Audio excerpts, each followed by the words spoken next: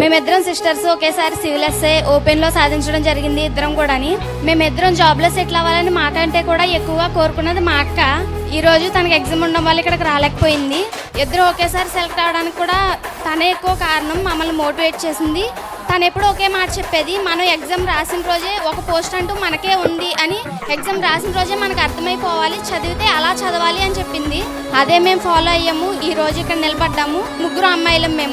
ముగ్గురు అమ్మాయిలని చెప్పి ఎప్పుడు బాధపడకుండా మా ముగ్గురిని బాగా ఎంకరేజ్ చేశారు. మా పేరెంట్స్ 4th మించి ఎవరు చదువుకోలేదు, అందుకే వాళ్ళకి చదువు వీళ్ళు బాగా తెలుసు. మేము చదువుకోలేకపోయాం, మీరైనా బాగా చదవండి అని చెప్పేవాళ్ళు మాకు ఎప్పుడూని.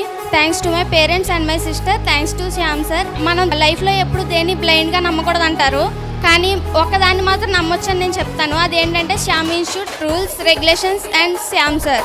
దీన్ని బ్లైండ్గా ఫాలో అయితే ప్రతి ఒక్కరు ఒక జాబ్తో ఇంటికి తిరిగి వెళ్తారు. ఇది మాత్రం పక్కా. Thank you.